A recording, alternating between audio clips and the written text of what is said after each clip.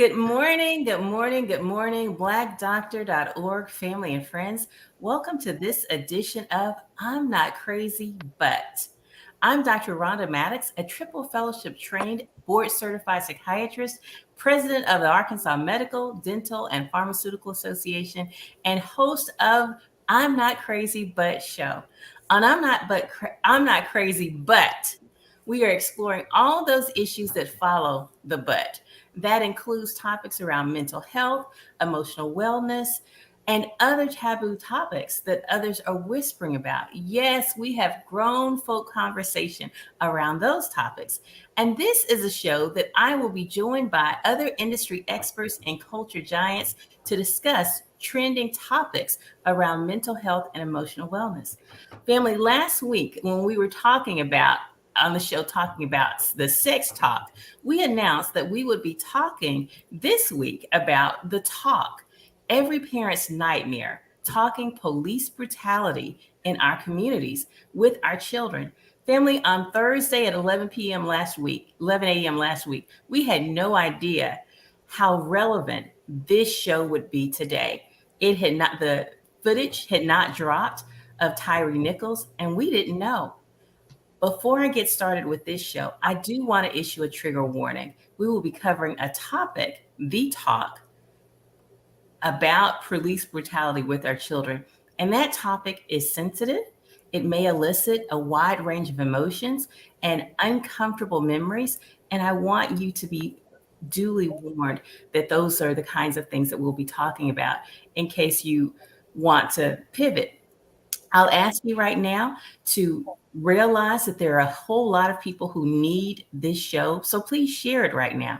Now, like Memphis and our nation, we are mourning the unnecessary loss of Tyree Nichols and countless others who have lost their lives unnecessarily because of police brutality. The tragedy that occurred in Memphis is unthinkable. And today we're going to be talking about not necessarily that issue specifically, but we're going to be talking about the conversation that we need to have with our children. As I introduce our guests, please rep your city in the comments and let us know where you're watching from.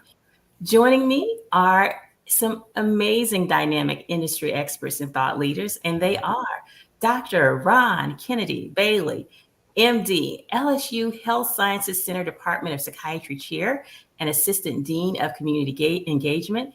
He's a friend of the show, and you've seen him a couple of times.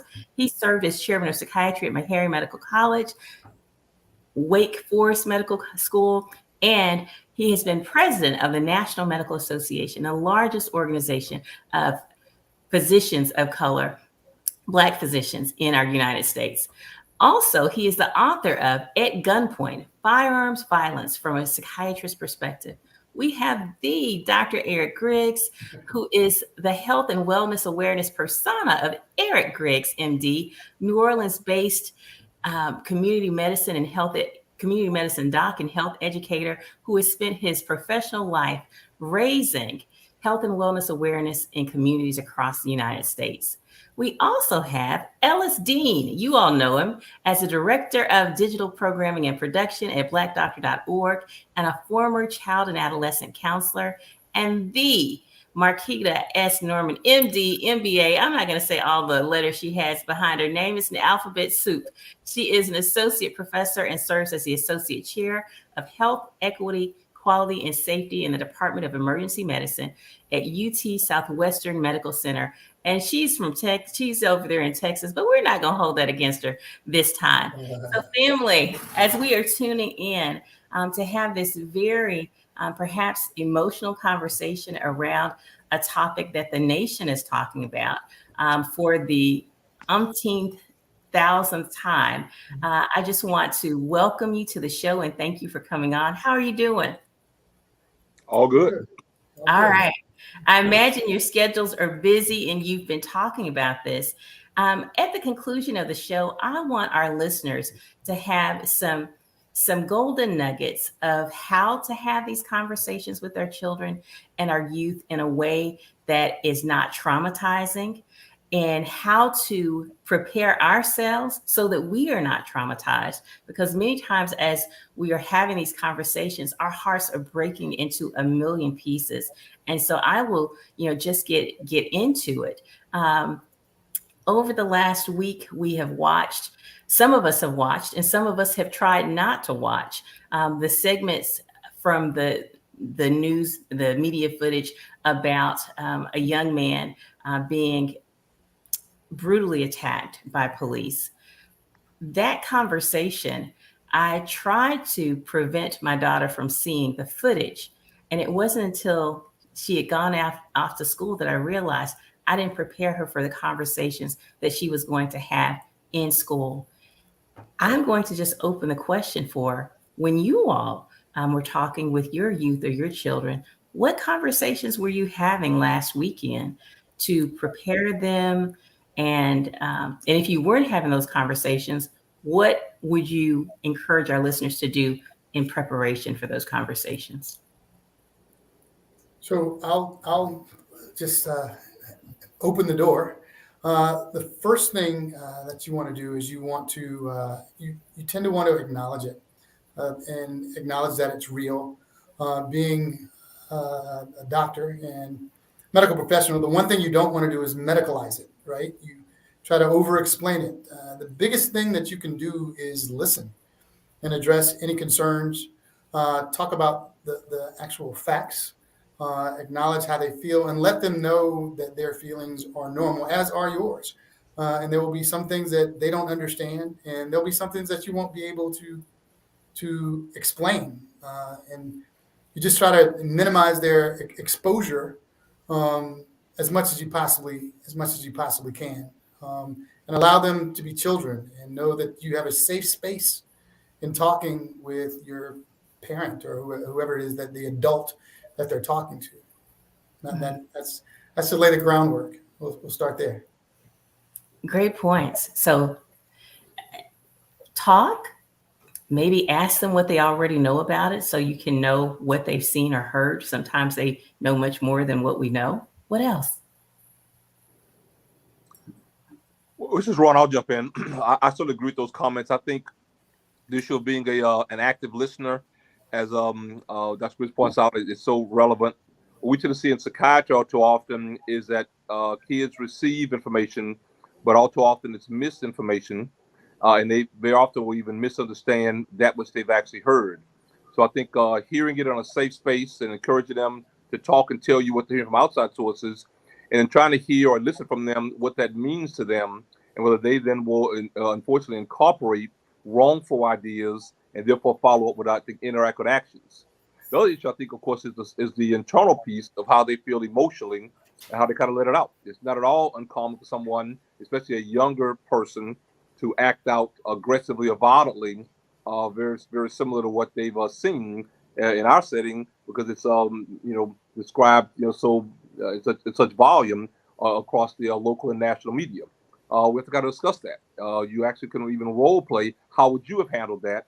What might you have done? What could have been done differently in that setting? I think those are a couple strategies that we try to employ to help a younger child think through, understand better, not be traumatized even further by it, and to not act out in a negative way going forward. If I can quickly add, Dr. Bailey, what about it's important that you put your mask on first to make sure that you've dealt with the you before you deal with the them, because the last thing they need is an adult dumping on them. And I'm sure we'll get to that later, but you need to make sure you're in a right space, the right headspace, because kids will probe and they'll be brutally honest, and it can just intensify the pain that you're feeling or the emotions that you're feeling yourself. And I would add, let that be the first thing that you do Yeah. before you approach that conversation, is to work out your wide range of emotions and sit with it. And it can be challenging to just sit with it, really, really challenging. And let me be clear, it does not matter what title you have or what role you hold. When you were watching the footage, if you choose to watch it, which I personally didn't this time, it it can be devastating. Ellis, I think I saw you about to jump in. Yeah, I think what's ironic is like this show is a appropriately titled when you're talking about these type of situations happening over and over again, because there seems to be from the media perspective about trying to portray black people as paranoid, right, about this, or trying to completely say, oh, this is an isolated incident, there's only a few bad apples. We've heard all the cliches over and over again, and then you start to, and that can seep into the psyche, especially of a younger person that hasn't really built up the calluses of being black in America. That when we get older, we build those up over time. The mental calluses of just having to deal with this over and over again. A younger person could start to believe that, and so what we have to do really is get them to understand the whys, right? And sometimes it's that's the part where you say, I'm not crazy, and just get them to understand that this is not them. What you hear in the media is really not how you should accept that in this is not something that is isolated. This is not something that is your fault. And so sometimes it can cause a child, especially a black child that hasn't really processed it properly, to think that there is something inherently wrong with them being black in America. And so there's nothing wrong with that. So we have to really kind of get them to understand that piece of it and say, the problem is not you. What we're trying to do is offer you a safe space to talk about it. And then we're going to try to give you some solutions that can help you not become the next hashtag on social media. And that I'm not crazy, but I'm disappointed. I'm not crazy, and I'm trying not to become disillusioned. Those kinds of conversations, that's why we're having them, and being mindful, as we're trying to protect their mental health. There's this fine balance of how you navigate this conversation. I have talked to a wide range of physicians and people who are not in healthcare. Some who have said, I'm not going to have this conversation with my son. Some who have said, I'm going to have this conversation. And why I'm saying son, I don't know, because we've seen things with black women as well. Andrew Bland, Breonna Taylor, we can go down the list of top. Right.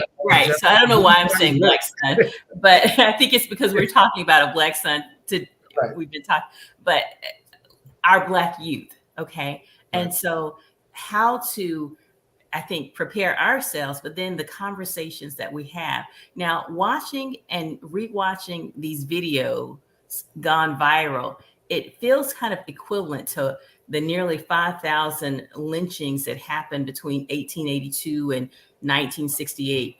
And I don't want to give power to that, to where it causes people to live in fear, but I do want to help people get back home. So the conversation, how do we navigate these conversations when we've been telling them, put your hand at 10 and 2, say yes, ma'am, and no, sir, or whatever, telling them how to behave. And then they watch shows to where the guy complied and yet he still died. What do you do with that? Well, again, the first thing, if I can just start, and I know Dr. Norman, I'm gonna shut up so you can talk.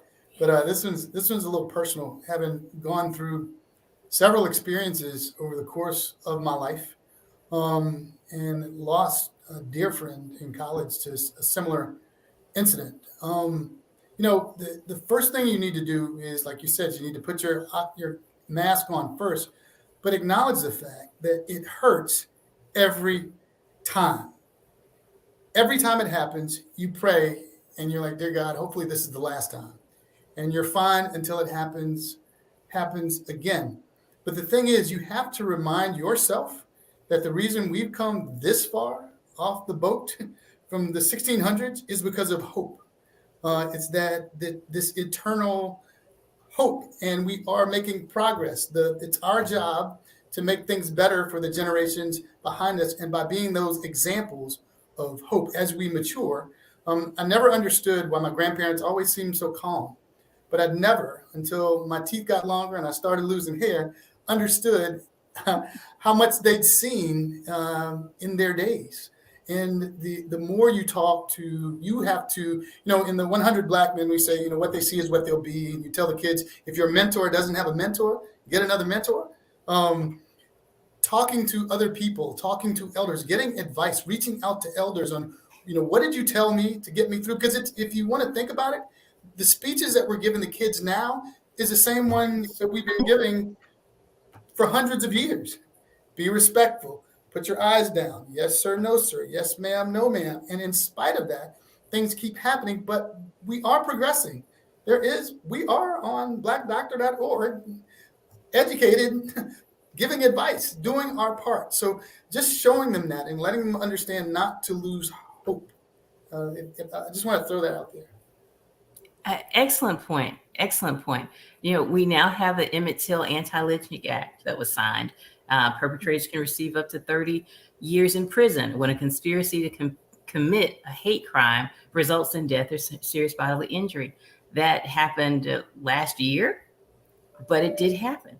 So, Dr. Norman, jump in. Now, I was just going to say, I think we have to meet each child where they are. So recognizing that, like, I'm a mother of a 14-year-old son, and I don't think these are one-off conversations. I don't think we can only have these conversations just when these type of incidents appear. I think that we need to be having them over time. Maybe the child is not ready to have that conversation like right now. They might bring this up next week, next month. That's when that conversation needs to be had. I think we have to work on the child's time in order to really reach them kind of where they are. Because as was previously mentioned by my colleagues, like we have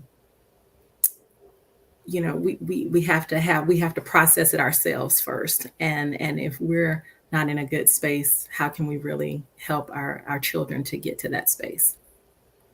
Excellent point. Excellent point. Yeah, I think also, and I just posted an article in the comment section about the dangers. We posted this on Black Doctor, the dangers of watching those disturbing images. And I heard a few of you say that I didn't watch it myself. And I think we have to we can have those talks. We can have the talk without watching the experience, right? We don't need that as a backdrop to have the talk with our children, right? Mm-hmm. They can hear what happened. I'm sure they've heard about it. It's all over society, but we don't need to show them the images because that can be additionally traumatizing to see something so vicious, right?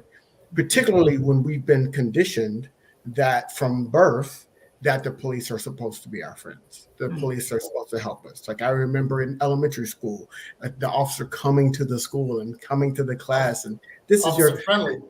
Officer friendly, right? That whole kind of American themology that says these people are here to help, and they got it painted on most of their cars to protect and serve.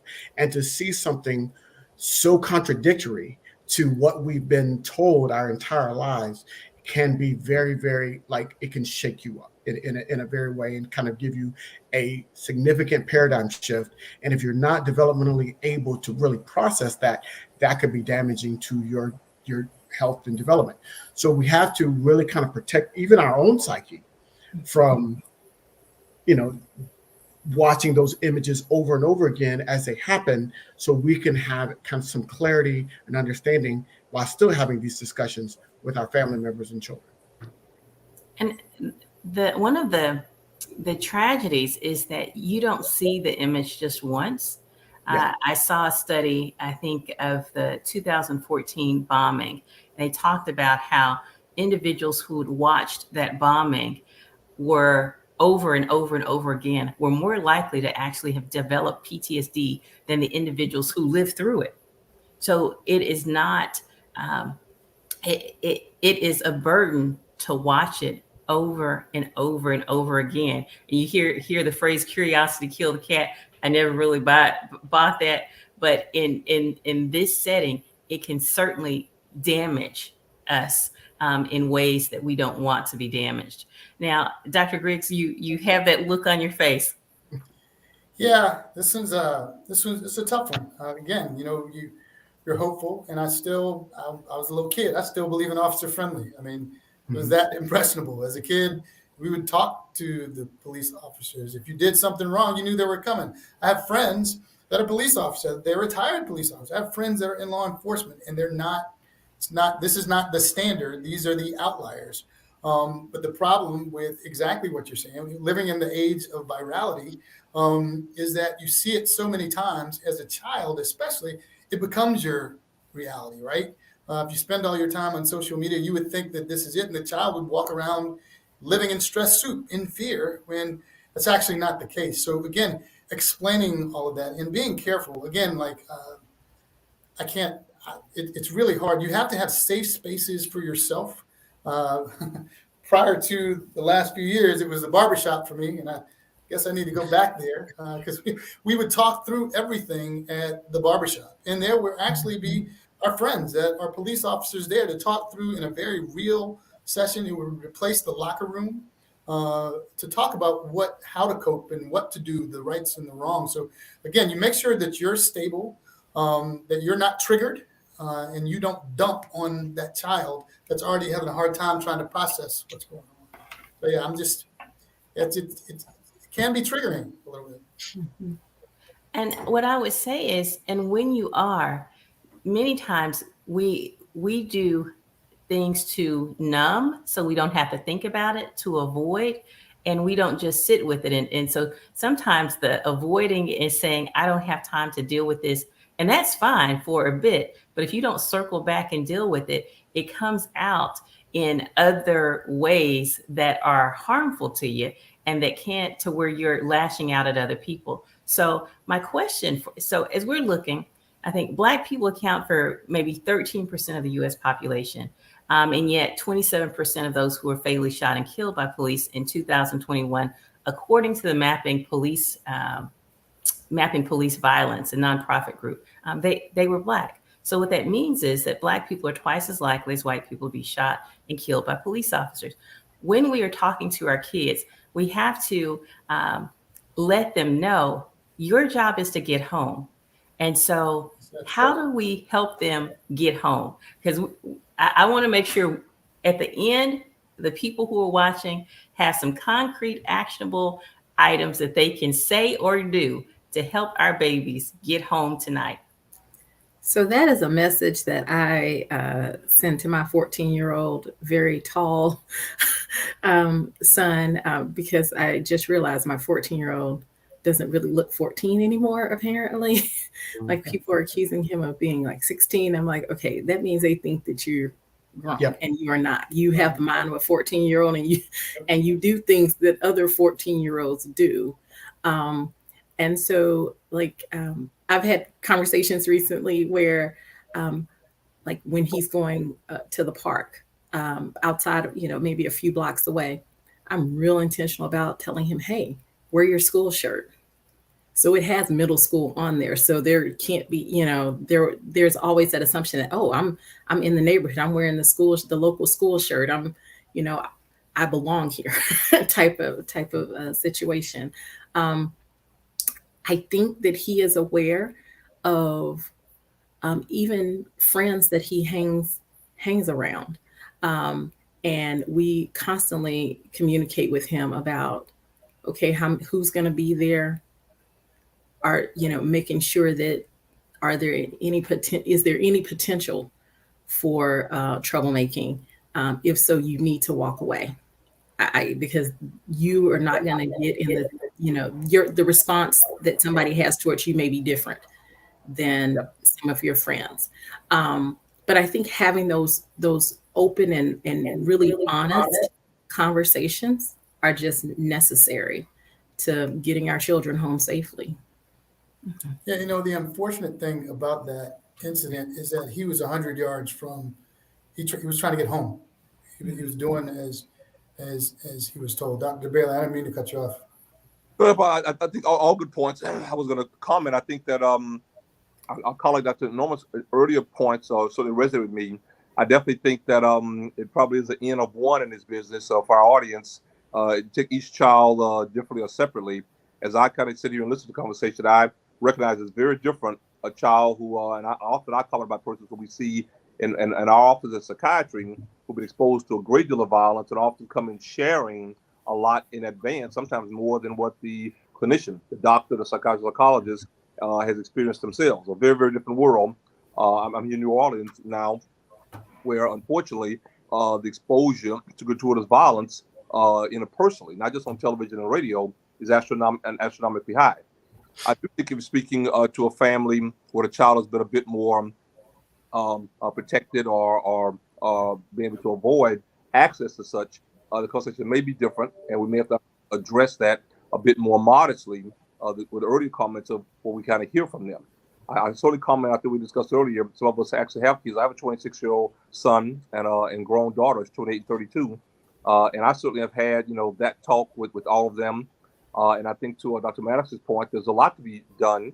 One, I think that the education is key and is foremost, and it should be repetitive in an ongoing fashion. It shouldn't be a one and done, I think, as was said earlier.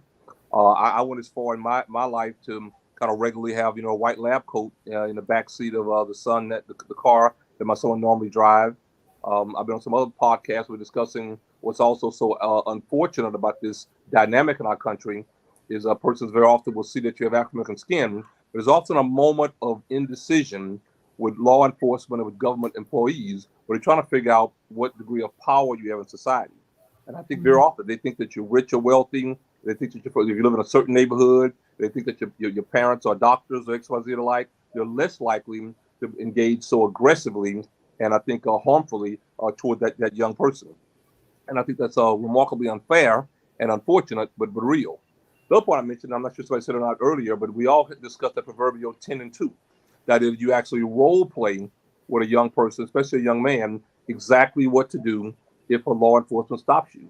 And 10 and 2, of course, where you'd have your hands on the steering wheel to not take the opportunity for somebody to say, well, you move your hands very quickly, and I thought you were reaching for, what could be a weapon.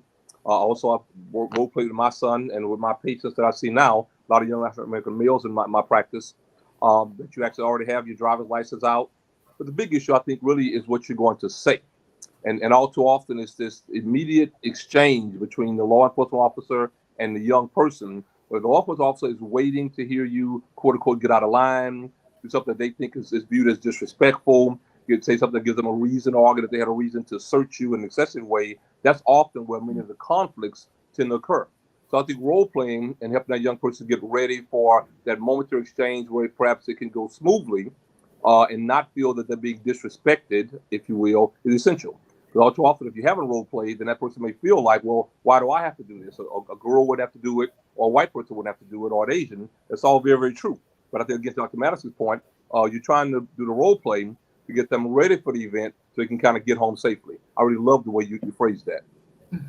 Can I just say something real quick? I'm sorry. What's the most frustrating about this whole situation? Because I have a 15-year-old son that has a driver's permit, and I am very, very afraid of him getting his operator's license. Why do we have to show our value, the value of our lives, when we're talking to a police officer? And if we get pulled over for a traffic violation, express the violation, run the tag, whatever you need to do, and move on. But they're intentional where they're trying to agitate you. So the frustrating part for all of us, parents, as professionals, we work very hard to give value to our community, to give value to our family, to give value. And then we have an interaction where someone doesn't see the value of your life. And that is frustrating. And so we have to teach our children to how to show this person, this random person that's just allegedly, most of these happened. I think the statistic I read, 57% of police shootings happen at a traffic stop. Of unarmed police shootings, happen at a traffic stop. So why do we, in this moment where we may have just been speeding or made an illegal lane change or swerve a little bit, I'm not talking about DUI or anything that's more egregious. I'm talking about just a traditional traffic stop. Why do we have to go through this whole song and dance about showing our value to where he values our life? And that's the most frustrating part about it. I know we have to have that, because I've been having bits and pieces of that talk with my son throughout from the time We live in an area where it's a mixed environment. He went to schools where predominantly white, and I'm like, there's some things that your white counterparts can do that you cannot do, because the shift of the blame is going to fall on you. And he was like, what is that? Why is that? And I'm like, we'll have to talk about that. But just understand this: you have to govern yourself a little bit differently, with a little bit more guardrails than your white counterparts, because in American society, benefit of the doubt is not given to somebody with black skin. And the last thing I'll say is this: is that when that officer walks up and they ask, and they're looking, when you know you don't have a weapon in the car, but he sees your skin as being a weapon, then that becomes a problem. That is really the issue. He sees black skin, especially that black skin wrapped around a black male body, as being somebody that could potentially harm him, even before he even has that first interaction with you. That's what we're fighting against, not just the value and all that stuff. We're fighting against the perception and the bias that officer might bring to your car window when he's asking you for your license and registration. I'll just jump in very, very briefly. 1,000 points correct. I'd say it's so unfortunate. You kind of said two things. One, why do we have to do it? And I think parenthetically, you're right. It shouldn't be that way. But should we have to do your second point? And I'd agree with you. And my argument is, not only do we do this for 15-year-old sons in high school driving a car to the football game, I mean, I do it with my junior faculty. They're 30 years of age. I teach them. You know, I spent 30 years in this academic medicine business, and it's hard to not get cut off at the knees every step along the way. You probably don't want to go to a social event and let your hair down and have a beer or two like everybody else, and say that one that for everybody else to kind of laugh it off, and you never get the associate professor. This is an unfortunate reality of the world we live in, and yikes, it's you're 100% right, Ellis. We wish it wasn't that way, but I love Rhonda Mattox's point. What should we say to get them home? And that's metaphorical for what you would say to get the 15-year-old home alive from the police. And my example then of the 30-year-old who's trying to get to a promotion academic medicine. It's all wrongful. It's all discriminatory bias. And it's all remarkable issues regarding race and racial mistreatment based on, I guess, racism. But yikes, I think that what I hope would happen is educational programs like this one will give us a chance to find a safe space, widen the reach, more feel safe in this space, and let's understand kind of where it's coming from. But I'd agree with you. It's not that optimal way for society to exist. And I will say that sometimes people who don't have children, even if you are Black, may not realize this. I was having a conversation with someone who was the director of a hospital, can't give too many details, who was in a very high position, and he was a jogger. And so we were talking about where he jogged, and I asked him, why don't you jog in your neighborhood? Because he always jogged tracks. And he said, I never jog neighborhoods. You know, think of it, a Black man jogging a neighborhood. What are the optics of that? And I was 28 years old, and I had never given that a single thought. And so fast forward to Ahmaud Arbery and in Georgia. And that was 20 years later, and I was seeing the manifestation of his fears. And as I watched this, there have been a lot of narratives around this. And I heard people place value on the fact that Tyree was a skateboarder and that he wasn't in that lifestyle. And I have to tell you, that angered me, because you should not have to, whether you are in any type of life, whatever kind of life you are, it's life. And you stopping it because someone perceived you drove recklessly should not end in your execution.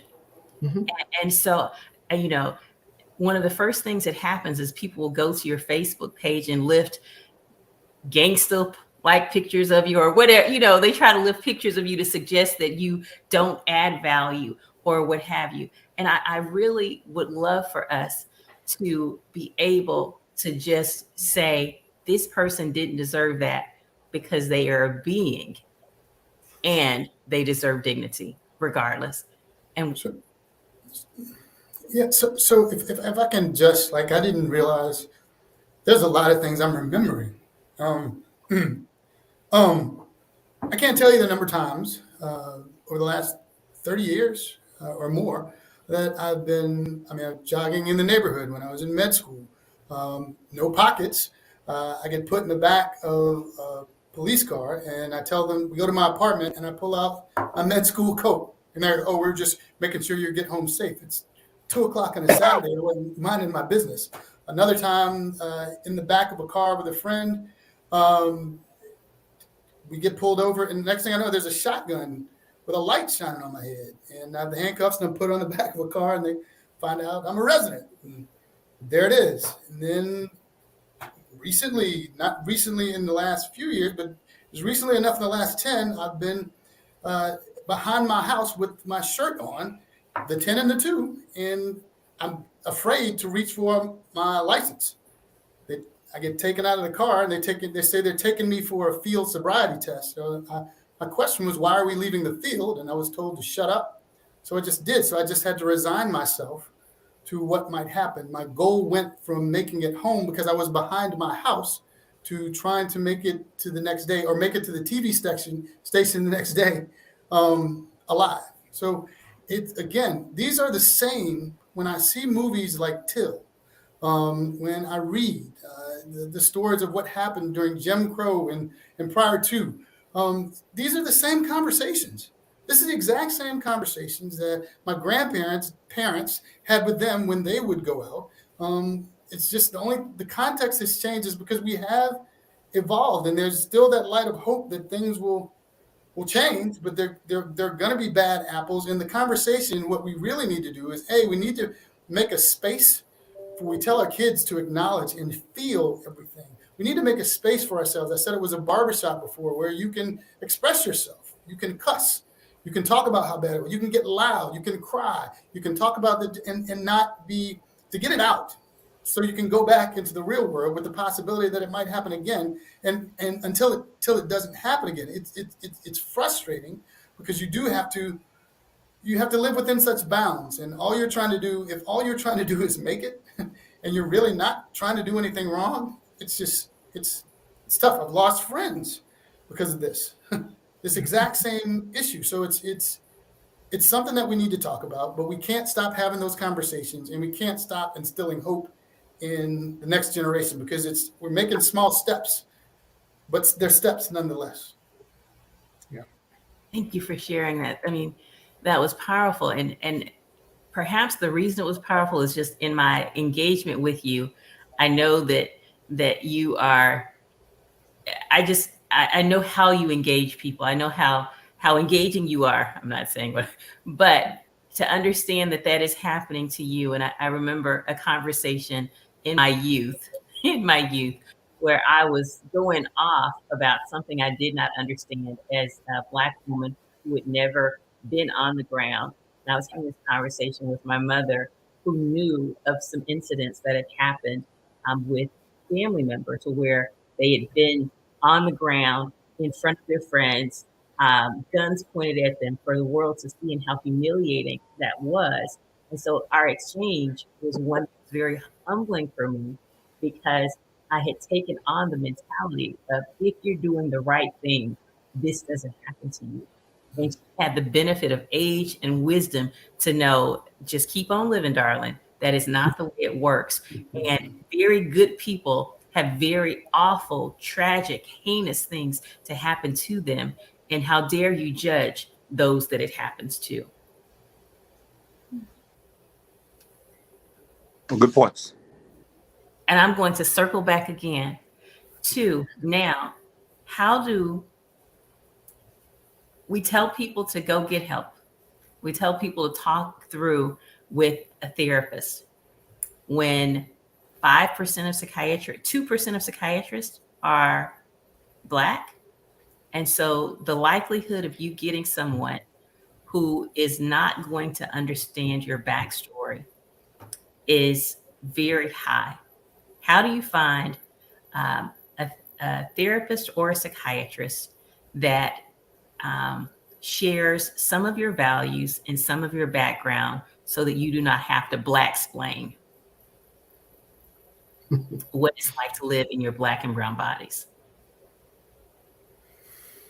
Well, I think Daryl in the comments is really speaking to the frustration, because again, when we're talking about value, right? We're saying, you know, when the George Floyd situation happened, it quickly we heard in the media was he tried to pass off a fake $20 bill. Now think about that. Is that worth dying? $20 bill, even if that did happen. So you're saying that his life is worth less than $20.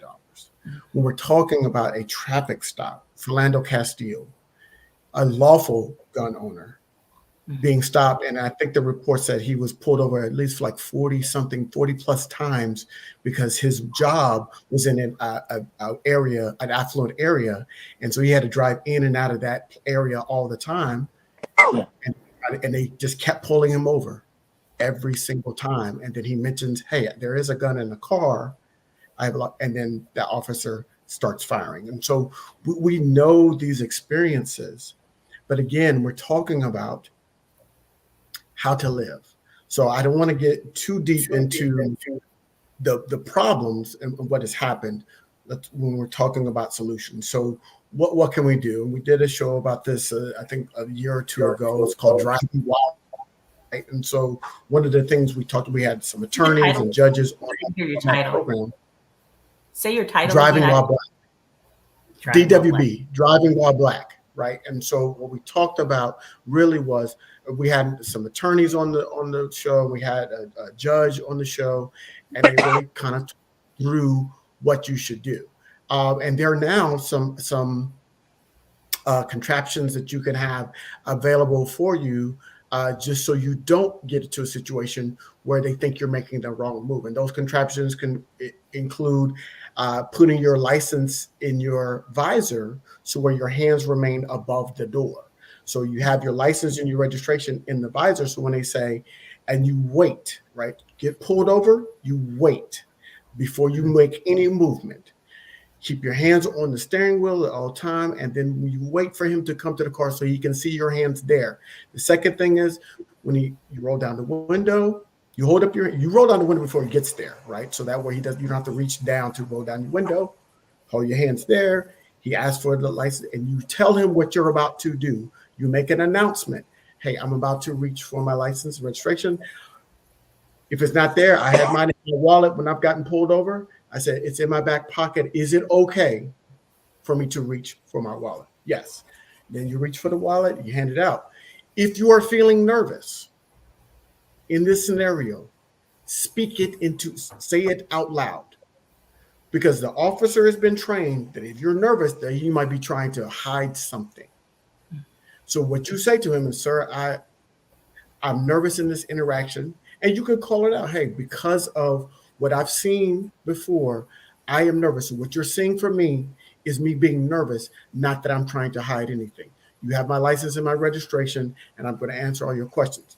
Now, there is a step beyond where they can violate your Fourth Amendment rights, which is they cannot pull you out of that car without articulating why they're pulling out of the car and saying it was they are suspicious of a crime being committed, and they have to articulate that crime. That is a violation of your Fourth Amendment rights. Even if they ask you to get out of the car and you comply by getting out of the car, that is still a violation of your Fourth Amendment rights. Ask an attorney to verify this. However, you have to make the decision as a person of color, is standing up for my Fourth Amendment right worth me dying for? Because you don't know which cop you have in front of you at that point in time. So one of the important things about what he says, those are excellent point, Ellis, and this is partially experiential and anecdotal from friends and being in those barbershops. Couple of things you don't want to do not start touting your position. You can't, I'm a doctor. I have an attorney. You're violating my Fourth Amendment right. There are certain trigger words that I'm not sure what their training is, but they tend to escalate the severity of the encounter, and there are certain things that you don't want to do. And I'm thinking about, one of the things that's been really helpful over the years as I've coached kids and worked with kids is finding that officer friendly that you're cool with in your circle, that to come talk to them about how the stop, to put them through practice, and to explain to them how they should conduct themselves, to be able to explain, this is what I see. This is what I'm looking for. This is this. This is this. This is this. To back up everything it is that you're saying, and it also creates the environment where that friend then comes and talks to your child that you trust about what happened, and let them help you explain from a law enforcement perspective what happened and where it went wrong and how it could have been prevented. The other big thing, again, these are old conversations. The first questions, my grandparents would ask my uncle or my mom, did you have all your paperwork intact? If you're driving around with a car with a cracked windshield, an expired license plate, your driver's license is expired. If you're doing something that gives them cause to pull you over, the last thing you need to do is be combative. Even though but I'm a man, my manhood, my ego goes out the window because ego wants to get home. Again, you really, really, really, really, really, the best thing to do. I'm seeing Daryl in the chat, and that's exactly what happens. Once you go through those steps, the best thing to do is be quiet and survive the incident, and not say I know this or I know who, and that can get you in trouble as well. Several times you try to get the officer. I'm going to take your license. I'm going to get your name and your badge number. Do none of that, any of that stuff, that comedic stuff. A lot of times, the only exchange that kids will see is comedic exchanges in movies or on television, and you have to be able to separate. This is not. There's not going to be a commercial break. Your life is in jeopardy, and you need to do the best thing that you can to survive the incident. Now, again, I think it's best that if you use your peer circle to call in law enforcement and to have that officer-friendly talk. Make it in your home. Make it in your classroom. Do whatever it is you can to find that friendly officer to help your child survive and to help you survive. Because, as I said, I've been wearing my work shirt with Dr. Eric Griggs on it. I was on TV that morning, TV the next day. I don't care what your name is. And next thing I know, I'm being taken somewhere for a field sobriety. And I hadn't been drinking. And I'm leaving the field. Like, when all else fails, be silent and try to survive to get home. I'd add, I think that, both of the last couple of comments are timely, and I want to make sure that Dr. Norman gets to make some comments here as well. But I think it's important for us to share, and these comments I think are very indicative of this issue, and share with our young people that very often a law enforcement officer is the one that's nervous, and the one that's actually showing up, I think, with some pre-existing, in my opinion, very often biases. Early in my career, with the contract at my university for the police, the initial evaluation. You have to kind of go through a psychiatric evaluation to get into the academy. And I was just dumbfounded then, as I remain now, at the level and nature of the discourse, the comments that persons would make on an initial assessment, that they were theoretically trying to argue that they were normal psychologically, to even get into the academy, to at some point become a law enforcement or an officer. And that's part, I think, of fruitful information for all people, especially young people, to not think that the individual coming toward you may play fair with you because they're thinking logically or rationally. If they, as I think Ellis or someone else said, see you as having as being weaponized, it's unfortunate to say that, but that may be how people look at you solely because you have black skin, or especially if you're a young black male. If you think that person is nervous already, then I think, to Dr. Bridges, I think, very correct comments, that may help color your consideration and how you think about how you go engage, how you respond. It sort of might make you, not think that you're going to do some things that might make a nervous person even more jumpy. But I think that hopefully it will decrease this. What we generally tend to find is this escalating series of conflict in language and in voice and in tone that very often leads to one person wanting to solidify the authority as law enforcement. And that's when you see these violent episodes occur. Grabbing the guy and pulling him out the car and demanding he put his arm behind his hand. All these kind of things that I think all too often are excessive. So recognize that policeman, rightly or wrongly, may be as nervous or more nervous than they should be or than you are, may be a strategy to help young people, I think, survive the traffic stop. Excellent point. And I come from a space where clearly my son is not of driving age yet, as Mr. Dean mentioned, but I still, like, even I think last night I was having a conversation with him and I was like, well, not role playing, but it was more about, what do you do? He's like, I put my hands out in front of me and I'm not putting them down. And he was like, no, like, I know not to put them to my side. That's how stuff happens. And I was just amazed that, because I don't know if we had that specific talk, but he apparently has gotten the message of, like, even if you're not driving, things can still happen if you're just, as we know, walking in the street. And so he's like, no, I just put my hands out in front. Lisa's comment on here about, wanting to know how to explain the severity of her son to guard his life.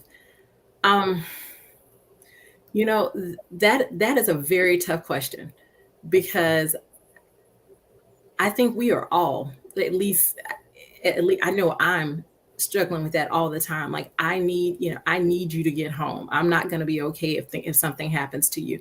And how to still keep, at the same time, he's still young. So how do you still navigate that innocence that they're still supposed to have at that age, with the fact that, according to society, they need to be mature enough to handle some of these situations? It starts with conversations like these at home. And the sad thing is that in our minds, the 14 that we remember is not the 14 of today. It's interesting, Dr. Bailey, you spent time at Wake Forest. I grew up in Winston-Salem and in New Orleans now. So it's a different environment, but there's the same themes that weave through all of it over the years. So we have to be really able to listen to what it is that they know, and not be in denial of their, even if it's not a lived experience, they've lived the trauma of certain experiences. We have to acknowledge it and, again, meet them where they are. Well, I think, and I got two psychiatrists on the phone, on the call, so I got to be careful before I start. So I think it was Jung that talked about the collective unconscious, right? And so when we're talking about in a Black American, African American experience, there is a collective unconscious of kind of shared trauma that gets passed from generation to generation. Whether you experience it directly, I experienced a lot of things indirectly from having conversations with my parents and grandparents from their experiences growing up in the, my grandparents were born in the 20s, my parents were born in the 40s and 50s. And so bringing that forward to understand, and getting our children that are growing up in a different era, and they have so much more exposure. We should do a whole show about social media and the impact it's having on our children, right? Because now it went from, okay, at 14, when I was 14 years old, I just had my circle around me and the newspaper. If I didn't read the newspaper, and I surely didn't watch the news with Walter Cronkite and whomever, I was in a bubble. Now, at 14-year-old, every 14-year-old has a phone, and that attaches them not only to more what's happening in the community, but what's happening in the world, in the nation, and in the world. They get exposed to so much more, and still they have that 14-year-old mind. The mind hasn't accelerated in terms of development so much to where they can handle that at 14, but they're exposed to much more. And so now I have much more conversations with my son about what he's watching when he's on TikTok, when he's on Instagram, what he's seeing, and how are you responding to that? And and give me that phone. Let me see what's in your timeline, right? Because we got an open policy on that phone, and the policy is open whenever I want it to be open. It's 24 hours. Okay, so we have to have that kind of relationship with our children, because we know that exposure to more also has more dangers out there for them. And so more more of them simply are more exposed, and I'd say more mature, but in a negativistic way, not a authoritative way than before. I've got an 11-year-old right now who's lives with the aunt or the grandmother, that whole business, and he comes in and he's almost a different person when the grandmother's in the room, when she walks out, and I try to spend a little individual time with him. He's much more savvy, much more salient in his comments and his thoughts. He picks up things that I say or don't say much better. And I imagine that he probably is much more indicative of many 11-year-olds than the other way around. So today's discussion by all of you, I think that addresses I love Dr. The point earlier that we got to take them all one at a time, find out what their level of vulnerability really may be, and hopefully try to make some theme points that I think resonate to kind of change or alter behavior in a safe way, kind of going forward. Otherwise, I think we will find persons at a great deal of risk. But I think we have a more exposed generation of young Yes. people than I would imagine as a 30-year psychiatrist. Now, let me tell you how to get connected to a psychiatrist of color or therapist of color. You've heard of the Black Psychiatrist of America. You can Google that group. You can go to Psychology Today and type in your zip code, and you can see a number of bios along with their faces. I think it's therapist for Black girls. I may be messing it up. Therapy for Black Therapy girls. for Black girls. Therapy Therapy for for Black. Black girls. And that Yeah. is a directory. And so there are some directories that you can go to and you can see the pictures and the bios of people. You can talk to your primary care doctor. You can call your insurance company and ask. Some providers will keep record of that, but there are particular times when you want to just go in and you all know without opening your mouth what that means. You know, that was the case with when we were living through George Floyd. Um, Yeah. you know, I had people who would come in and they would be in tears, and I didn't even have to ask why. I knew what those tears represented. And so Yeah. those are the safe places that we're talking about. And then create those wherever you are, your sororities, your fraternities, your churches, to where you can have that safe space to talk. I'm really interested in hearing what the clergy have been saying around this. And I challenge you to, start where you are, use what you have, and do what you can. As Arthur Ashe, tennis player extraordinaire, told us.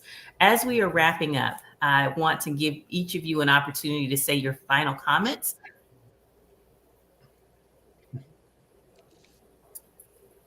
I'll start. About that point, I think you're making a good point in terms of finding a Black counselor, Black therapist, Black psychologist, psychiatrist, and not that other psychiatrists of other counselors of other ethnicities can't do a good job, but the difference is you don't want to have to teach them how to counsel you. And sometimes you would have to do that when somebody that doesn't understand your lived experience as a Black person. You have to teach them, and then that becomes problematic when you're there for them to help you, and now you've got to help them understand you in order to help you. So now you get caught in the cycle. So it's easier to deal with a counselor of color in that space where they can kind of start. It's a safe assumption that you can start from around the same space moving forward. I will say this, that as a parent, I recognize those fears, especially with Black men having a child. And so this really is cathartic a little bit, having this discussion here with you all. And hopefully the people that are watching from this is that ultimately the goal is to get home and to stay alive. And so do what you need to do. Take some of this advice. Sometimes you do have to swallow your pride. Sometimes you do have to take being talked to that your area, your age, your station in life doesn't warrant you being talked to like that by this person. Get home and do what you need to do to get home, and then you can vent your frustrations there. You can complain once you're home and away and out of that scenario. Thank you. I just want to reiterate what we spoke about earlier related to we need to process as adults, we need to process our stuff first before we start addressing it with our children. That way, we at least know where the space that we're coming from, and hopefully not add to the trauma of our children. Excellent point. I want to leave Dr. Bailey for the coup de grace, the signature. I'm just going to say quickly that I want to thank you for putting this together because I didn't realize that I personally needed the space. And there were moments in this conversation where all of us, we had that moment. It was just quiet. We didn't know what to say, but we knew that moment was needed. create these spaces for yourself, parents, and those that are watching.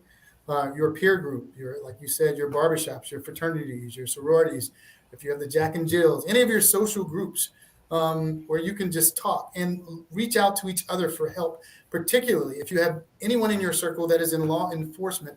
Go with them, let them go with you rather, to talk to your kids and facilitate the conversation to show that the world is not all like that it is a safe place and there is hope.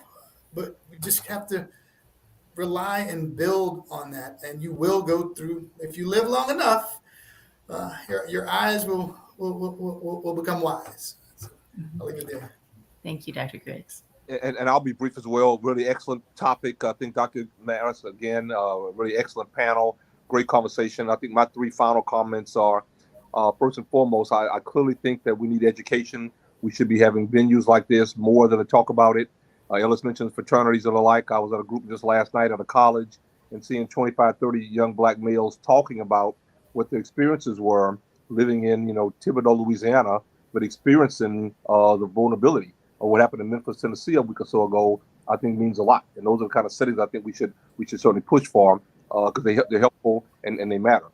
I think the other issue, I think the great tidbits, I think everything from 10 and 2 to, having your hands out and like, we probably should repetitively message that piece to many. In medicine, we decided to make pain the fifth vital sign. We started asking more questions about it. Now we have to ask questions about everything from substance use to opioids or whatever. We should also, I think, with children discuss this police interaction issue, because we don't want there to be opportunities for police brutality to hurt or kill our kids and our community and our families. And my final point, simply, I love this idea that we encourage persons to seek out an African-American healthcare professional in general, mental professional particularly. But remember, suicide is unfortunately an increased item in our community, and most people, over half, if they try or successfully commit suicide, they've spoken to someone over half the time in less than 30 days. Often that person is not a psychiatrist. So we as African psychiatrists, psychologists have to widen, I think, our reach. We encourage, I think, extenders, NPs and PAs and primary care docs, because I think we all are in this together and trying to modify the risk of psychiatric difficulty, I think, in our community. Thanks again for having me. Great panel today. Excellent points. And I will just end by saying thank each of you. Step outside of your comfort zone and make an impact. And outside of your comfort zone, host these conversations. Invite a mental health professional, someone from the justice system, and perhaps even a clergy person to facilitate these conversations so that you can make sure you and your children get home safely. I'm Dr. Rhonda Mattox, host of the I'm Not Crazy But, and today it was disappointed and hurt and wanting our boys and our girls and our men and women to come home and to get home safely. Please tune in every Thursday from 11 a.m. to 12 p.m. Central Standard Time, 12 p.m. to 1 p.m. Eastern Time to I'm Not Crazy, But. I will see you same time, same place next week. Bye-bye, and please share. Thank you.